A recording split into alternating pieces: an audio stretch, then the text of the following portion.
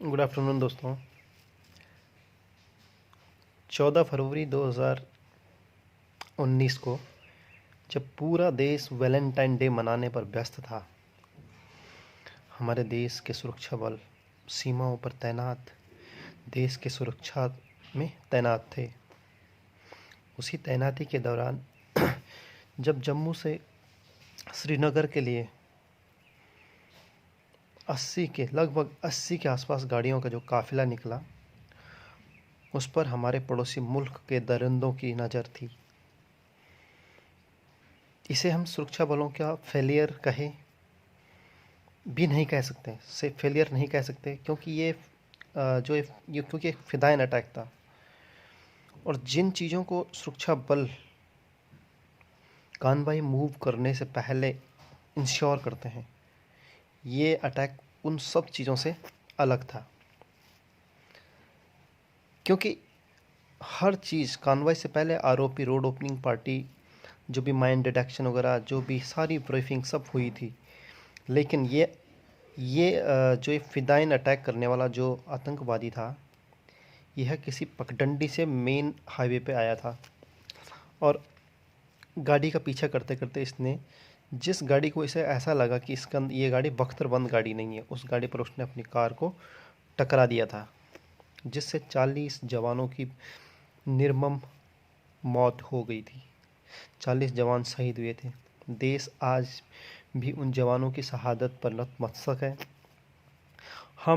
हमारे साथ जो हुआ उसको हम कभी वापस नहीं ला सकते, लेकिन हमारे साथ जो हुआ वह हमारे साथ दोबारा ना हो, इसके लिए हमारा देश प्रण ले सकता है। और मुझे यकीन ही नहीं, विश्वास भी है कि इस काम को हमारे देश के प्रधानमंत्री माननीय नरेंद्र मोदी जी ही कर सकते हैं। दोस्तों, मैं ये ऐसा इसलिए कह रहा हूँ, हमारे देश के लोगों ने पाकिस्तान पोषित आतंकवाद के कारण बहुत से दर्द झेले।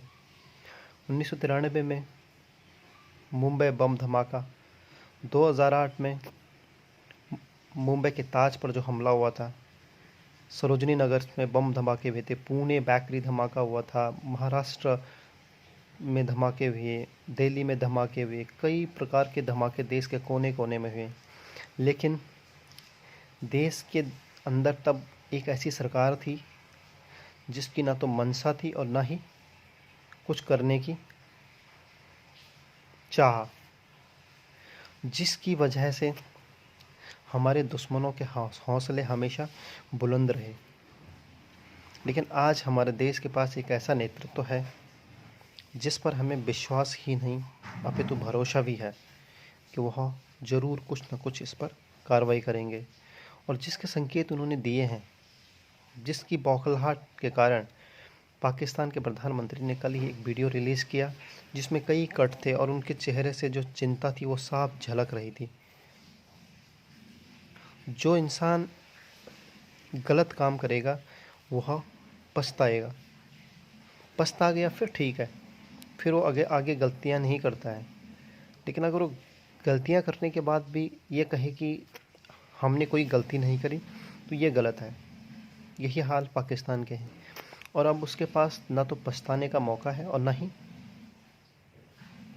गलतियों पर अड़ने का मौका। अब उसको देश की सेनाएं और देश का सक्षम नेतृत्व ऐसा जवाब देगा जिसे वह ज़िंदगी भर नहीं भूलेगा। दोस्तों, हमारे देश ने 1947 से लेकर 2019 तक कई बार पाकिस्तान को कई तरीक़ों से समझाया, लेकिन उस पर उसका कोई असर नहीं हुआ, क्योंकि उन्हें उनके देश की सेनाओं को अपने पॉलिटिक्स के ऊपर कंट्रोल रखना है, पॉलिटिशियंस को, जनता को बेवकूफ़ बनाना है, आतंकवादियों को अपने सिक्के चलाने हैं। ये सारी चीज़ें किसी न किसी समूह, किसी न किसी ग्रुप, किसी न किसी संस्था को इसकी जिम्मेदारी लेनी होगी। तो ये आज वक्त है जब देश को एकजुट होकर पाकिस्तान पर हम नहीं बोलेंगे, पाकिस्तान पर इस तरह से एक कूटनीतिक जीत लानी होगी जिससे पाकिस्तान अंतर्राष्ट्रीय समुदाय में अलग थलग पड़ जाए। उसकी पहल माननीय मोदी जी ने कर दी है। मोस्ट फेवर्ड नेशन का दर्जा 1996 में दिया गया था। उसके बाद देश पर कई हमले हुए, लेकिन देश के अंदर एक ऐसी सरकार थी जिन्होंने मुंबई हमले, जिसमें 165 से ऊपर लोग मारे गए थे, तब भी मोस्ट फेवर्ड नेशन के दर्जा हटाने की ज़रूरत नहीं समझी। उसके बाद कश्मीर में अलगाववादी और हुर्रियत के नेताओं को जो जेट प्लस सिक्योरिटी दी गई थी, उसे भी प्रधानमंत्री नरेंद्र मोदी ने हटाया। वो भी एक सराहनीय कदम है। और मेरे हिसाब से कश्मीर की समस्या का समाधान निकालने के लिए कुछ पॉइंट्स वहाँ पे करने ज़रूरी है, जिनमें पहले वहाँ पे इंटरनेट फैसिलिटीज़ को बैन कर देना चाहिए और वहाँ के नागरिकों को आश्वासन देना चाहिए कि अगर आतंकवादी हमलों में आपकी लिप्तता नहीं पाई गई तो इंटरनेट फैसिलिटी तभी वहाँ पर रिज्यूम की जाएगी। उसके बाद दूसरा स्टेप, जम्मू कश्मीर में वहाँ के नागरिकों को एक क्लियर इंडिकेशंस देने चाहिए कि जब भी आप ऑपरेशन साइट पर कोई ऑपरेशन से संबंधित दस्ता के अलावा अगर कोई भी सिविलियन दिखाई दिया तो उसे भून दिया जाएगा और इस पर यह स्ट्रिक्टली इम्प्लीमेंट होने चाहिए।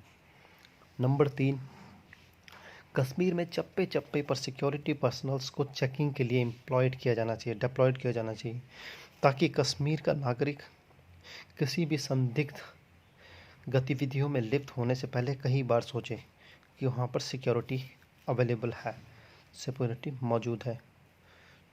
और इन सब की जो एक इन सब से भी बढ़कर देश की सीमाओं को एक आधुनिक फेंसिंग के तहत सिक्योर करना चाहिए, जिसकी पहल माननीय प्रधानमंत्री मोदी ने 76,000 करोड़ के प्रोजेक्ट से कर दी है। और उसके बाद कश्मीर में जो सबसे अहम चीज़ है वो है धारा 370, वहाँ से उसे हटा दो। स्पेशल प्रिविलेज उस स्टेट के नागरिकों को दिया जाए जो राष्ट्र निर्माण के कामों में सबसे ज़्यादा भागीदारी दे रहे हों। तो इस तरह के स्टेप्स लेने की ज़रूरत है और जाहिर सी बात है। और एक और पॉइंट, इसमें 3 पॉइंट मैंने दिए, चौथा पॉइंट पीओके को हमें अटैक करके पीओके पर हमला करके पीओके को वापस लेना बहुत ज़रूरी है, क्योंकि वो हमारा अभिन्न अंग है, अभिन्न अंग कश्मीर का हिस्सा है, उसे लेने की ज़रूरत है। धन्यवाद।